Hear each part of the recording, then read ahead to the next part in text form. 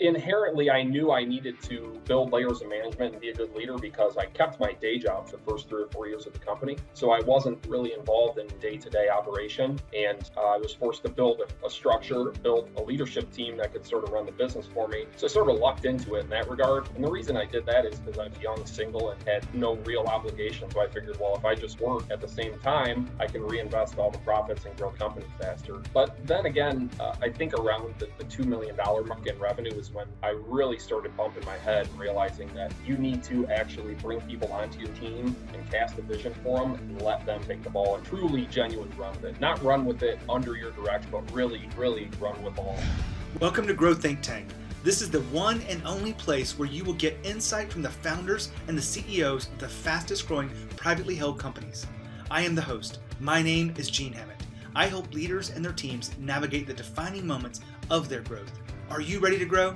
Today we look at one of the essential parts to growing a fast business, and that's leadership development. When you want to create a business that's beyond you, you've got to develop those around you. You just can't do it all yourself. Even though you may have that founder mentality, you may have a really good sense of the business and actually the strategies and tactics of it, you've got to develop others. And leadership development is a part of that journey. When you really understand what it takes to inspire others, get them to grow and get them to feel confident and courageous, you have a business that will live beyond you and just your work and your hours, your stress, and you can actually connect with others and they will carry that with you. And actually more of you together will go further than you alone. Today we have the founder of Big Lakes Lawncare, and they are a fast growth company, but our founder today is Chester Buczynski. And Chester and I talk about what does leadership development really look like in a staff of 40? Why was it so important in the early stages in the struggles of the company, and what they do to inspire this through transparency and through a sense of communication. All of these things unpacked in today's episode. If you're curious about your own journey as a leader, how you evolve, how you develop others around you, what's getting in your way, then I want to help you figure out what that is. Your blind spots are exactly what you can't see. So I want to help you figure this out. All you have to do is go to genehammett.com and schedule your call. We'll get on a call, talk about what's really going on, and I will help you. It's not about me selling you anything, but it is about me serving you and connecting with you. If you're listening to this over and over, you're not sure, maybe you're thinking I'm too busy, whatever it may be getting in your way, go ahead and reach out. genehammett.com. Schedule your call today. Now, here's the interview with Chester. Chester, how are you? Hey, great. Doing well, Gene. How are you? I am fantastic. Excited to have you here on the show. Give us a chance to look into your life. Tell us about your fast-growing business, Big Lakes Lawn. Sure. So I started Big Lakes Lawncare in 2015 in the backyard of my parents' house as a side business. I was an operating engineer and had a drive to do something entrepreneurial. And fast forward here, 5 or 6 years later, we're on the Inc. 5000 list, employ about 40 people, and we are just getting started. Love this story. I think a lot of kids probably that are entrepreneurs started out doing some kind of lawn care stuff. I remember before I could even drive, my dad dropping me off. I probably charged way too little I remember some of the big yards I did making probably $40 on that. And it was just crazy how much they'd have to pay for that now. Mm-hmm. Well, yeah, you got to figure your pricing out. I mean, we all work for free in the beginning. You know, I was that guy too, until you understand what it costs to run a business and you get your financial IQ sharpened up a little bit. Sometimes the only way to make it through is sweat equity, right? Before we dive into our topic about leadership development across the companies and what we need to look at that, tell me about, some of the struggles you've overcome to be able to create this fast growing company. Well, my gosh, if there was a challenge or a struggle, we've had it. Everything from accidents to, unfortunately, lawsuits to staffing challenges and everything in between. But I think that once you realize that the process is the beauty of this stuff, and you can kind of fall in love with the process and embrace the challenges, it's the key to success right there, is to enjoy what you're doing. So there are tough days, but still rather be, fighting it out for myself than stuck back in corporate America. Well, we're here to learn, how you overcome some of these challenges. When you think about leadership development, you've got a lawn care company, but a lot of people wouldn't think that leadership development is something you probably even think about. How early in the process did you think about that for your company? Well, inherently, I knew I needed to build layers of management and be a good leader because because I kept my day job for the first 3 or 4 years of the company. So I wasn't really involved in day-to-day operation. And I was forced to build a structure, build a leadership team that could sort of run the business for me. So I sort of lucked into it in that regard. And the reason I did that is because I was young, single, and had no real obligation. So I figured, well, if I just work at the same time, I can reinvest all the profits and grow the company faster. But then again, I think around the $2 million mark in revenue is when I really started bumping my head and realizing that you need to actually bring people onto your team and cast a vision for them and let them take the ball and truly, genuinely run with it. Not run with it under your direction, but really, really run with ball. So that would have been maybe 2019. I love these words, and sometimes dudes can kind of get into the sports metaphors way too much, but I get it, right? Run with the ball is a very different aspect to it. One of the words that I use inside of this is about getting people to take a sense of ownership. Do you use this word ownership across your company? Not enough, right? Not enough, but accountability, maybe, those go hand in hand. I read the book Extreme Accountability by Jocko Willink, and that really hit home for me. When you are successful, things are going well, you're having wins, you should be looking out a window, thanking people, congratulating people, really celebrating the wins. And when you're having issues, challenges, that window should turn into a mirror, right? So you look back at yourself and think, what could I have done differently as the leader to push to a different outcome? Not trying to correct you on this, but the title on that is actually Extreme Ownership. Extreme Ownership. Gosh, well, you're vindicated. I recently watched that TED Talk, and he's someone that I have followed for a long time because of the book, and I've listened to the audiobook, so I've got a pretty good understanding of his message. And he does Brazilian Jiu-Jitsu, and I do too, so it's kind of like a thing. I never was in the army, never worked in the conflict zones that he did, but I watched the TED Talk, and it really was an interesting thing, specifically when he was talking about there was friendly fire, and things didn't go well, like friendly fire, people were shot and injured and whatnot, and his brass came down and said, what's really going on here? And he's like, it cycled through my mind of all the people that I could blame for what went happen wrong, but I realized that there's only one person to blame. It was me. And that was a really big thing for him, because he and that I got it so much more in the TED Talk than I think the book, because it just really was so sharp around this. When you look at your business, how do you get people to not blame others when something goes wrong? You lead by example, right? You got to lead by example, man. When stuff goes bad, it is the responsibility of the leader to own the mistakes. To be a thumb pointer, not a finger pointer. That's another way to say what we're talking about here, right? You're a thumb pointer, pointing back at yourself instead of pointing out at others as to what could have been done differently. So that's it for us, is leading by example. That starts with me, falls on down the ranks through the managers, and ultimately to the boots on the ground. Now, hold on for a second. Chester just talked about leading by example. Now, a lot of people think that's just about the way you show up, whether you're punctual or how you get your work done. But I want to give you another perspective of this. What about your mindset? A lot of leaders I talk to want to be more confident. They want their employees to be more confident, and they don't see the correlation there. So what I would ask you to do is look at the mindset that you're leading by example from. Are you leading powerfully? Which means, are you really confident about who you are and where you're going? Are you courageous? Are you really sharp and decisive about the decision making? These things are all mindsets that can get in the way of you leading by example. And when you understand this, you can actually have different kind of conversations with those that you're leading. And leadership development takes a different perspective, because you're coaching them through not just the work, but actually who they are as a person. And this is where people really do gravitate to you, and they're attracted to the growth they get inside of businesses. They walk away saying, I've never had conversations like that with my boss before, and that's just really different and refreshing. I really appreciate it. That is the kind of thing you're looking for if you want to lead differently. Now back to Chester. I think a lot of people have said this concept of lead by example. I'm kind of interested, where has it really been necessary for you to lead by example for your team? Is there a specific story or something you could share with us today? I think the best example would be day in and day out, because anybody can get on a kick, read a book, change what they're doing for some short period of time. But when you show up day in and day out with optimism, positivity, and you're timely, just the very simple things. Make your bed in the morning, show up early, stay late, do what you say you're going to do it on time. If I tell my staff we're going to do quarterly reviews and then we miss a quarter because we're busy, what kind of message does that send? It sends a message that Chester doesn't do what he says he's going to do. So maybe I don't need to do what I said I'm going to do, right? And that just permeates your whole organization. Your culture goes south. So to me, I think I could name lots of specific examples, but the overarching theme is all the time. You're on it all the time, right? Well, I certainly appreciate that, because we as leaders forget the fact that we're being watched so much much more by what we do, not just by what we say. And we forget that. When you think about your journey to be the leader that you are today, what did you have to learn the hard way? Everything. Is that an answer? Never went to college. Just learned and pushed through. I think that maybe one of the things I learned the hard way, this is kind of more tactical, but giving people a real financial vested interest, future of your business, those key executives, I think really deserve to be able to participate in the major future rewards that a startup can provide. And I think that's one of the best ways to get high level, overqualified people onto your team in the early years, is give them equity. Right? Or give them some sort of vision about, hey, in 2027, we're going to sell, we're going to recapitalize with a PEG group and we're going to get a check $10 million.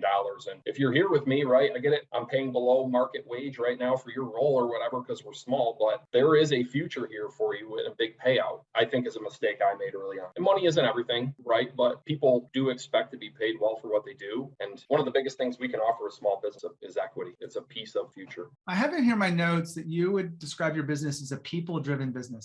Now, we know that you're in the lawn care world and we've got a lot of equipment in there, but push all that aside because we haven't automated and made that stuff happen yet, as we were joking. But what do you mean by being a people-driven business? We're selling time. We're selling services. We're selling man hours. We're selling someone coming to your property and fertilizing it regularly. We're selling time. We're selling boots on the ground. And so we are largely people-driven. We aren't a business that has much of a media element to it or any kind of real super proprietary recipe or anything like that.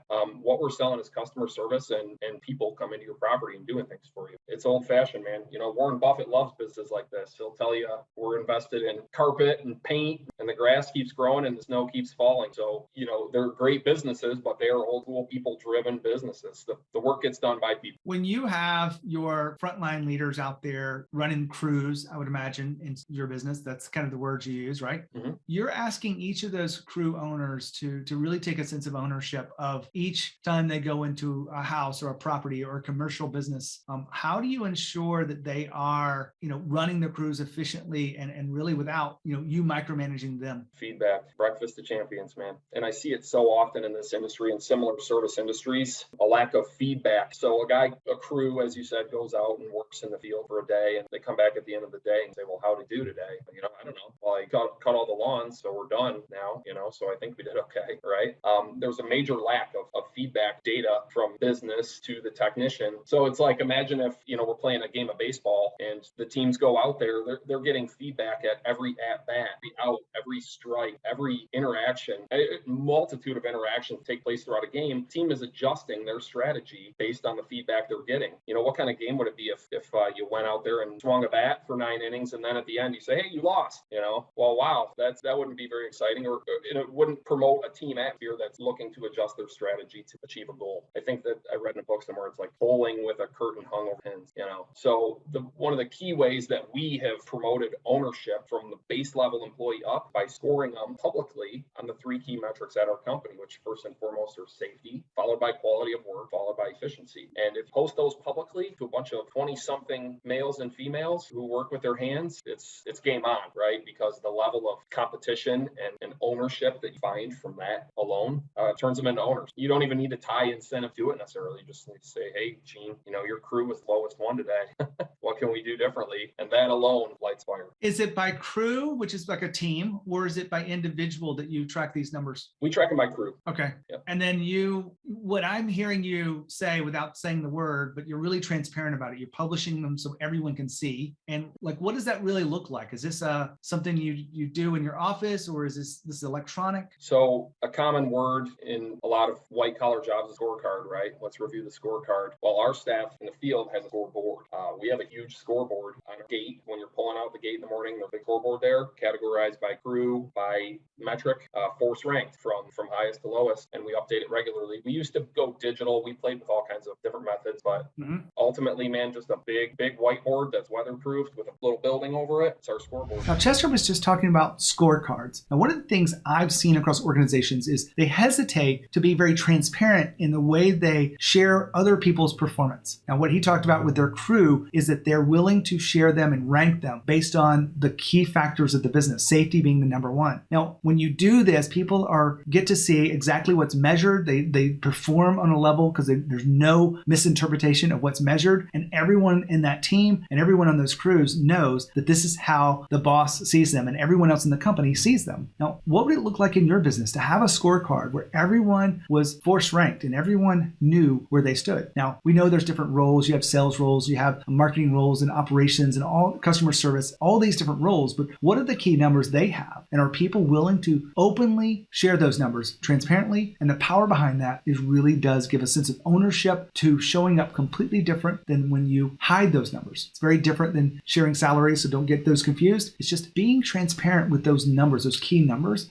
gives people a chance to own the fact that they can grow in the work that they do. They'll work harder, be more innovative, work smarter, and all of this will help you and the business grow faster. Back to Chester. And how often does it get updated? Weekly. And you're looking at those three numbers and it gives you some composite score and they see where they are ranked amongst the other crews. My guess is no one wants to be last for too long, too often. That's a savvy guess. Yeah, spot on. When you started putting this into effect, did you worry about like, well, we're going to hurt some people's feelings, or we're going to, this is a sense of competition that really isn't going to help the business? Did any of that play in your head before you did this? Yeah, it did. And we did have some of that. Ultimately, it resulted in some people that weren't best cultural fit leaving. And the other thing it caused is buy-in from the guys about their route. So, hey, I was in last place this week, but that property you sent me to on Tuesday is underbid. I don't have enough time at this property because the salesman overlooked something or whatever. It causes dialogue between the guys out doing the work and the teams. Love that. I'm glad that you brought that up. When we are looking at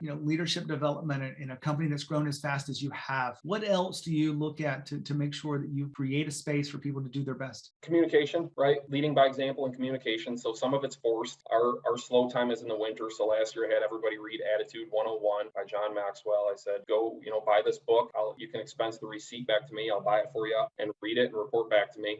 So there are some people that buy in more than others, but you have to do some forcing like that. And then we go back to the beginning, lead by example, right? When you say communication, I think a lot of people feel like they communicate fairly well, but the reality is most people don't have the same experience. It's kind of what that, if you looked at the real data, 90% of the people say they do it well and 30% of the people say, yeah, not so much. I'm making those numbers up, but how do you ensure that you take, sort of blue collar people that are, really good, hardworking people and get them to communicate the way you need them to? So it's funny you say that because I read a survey recently and the number one complaint from people in all walks of life about their employer is lack of communication. So It just manifests itself in so many ways, right? I think the problem we had to solve was not communication from leadership to boots on the ground, because we can talk till we're blue in the face, but it was soliciting or building an environment where you get that feedback back from someone who might be scared for their job or scared if they can make rent or whatever, to really get positive communication from them or any communication at all, frankly. So we implemented something called a stay review. They've heard of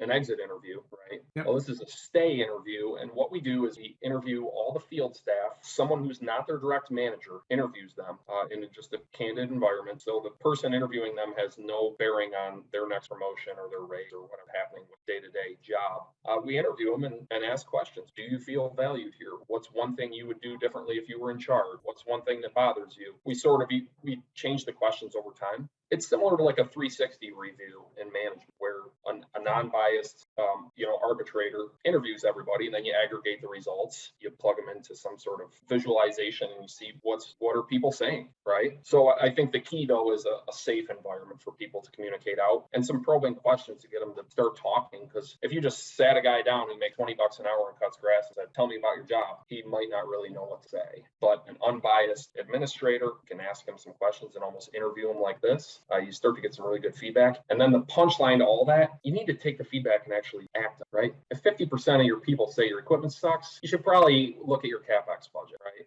And then when they see that their feedback is being heard and change is happening, they tend to provide more of it. Chester, thank you so much. That feedback loop in the stay interview is something I've used with my own coaching. It is a tool that we have developed that most people just aren't doing. They just don't take the time. But you know what? Given the pressure to find talented people right now, and people are leaving and you want to increase retention, it's one of the easiest things you can do. And it's absolutely free, right? Doesn't cost you money. Now the changes that you you actually have to implement may cost you some money. You had to buy some equipment, maybe in certain cases, but listening and really acting on that is a really great point. So I appreciate you bringing that up, Chester. Mm-hmm. You bet. I want to give you one last chance to kind of chime in here. You've been through probably many difficult times and all the things that you look back on. What has been the most influential moment, for you to be the leader that you are today? Is there something you can share with us? Well, one that I always remember is real straightforward is Gary Vaynerchuk, and somebody walks up to him like in a public situation and tries to throw a question at him, and they say,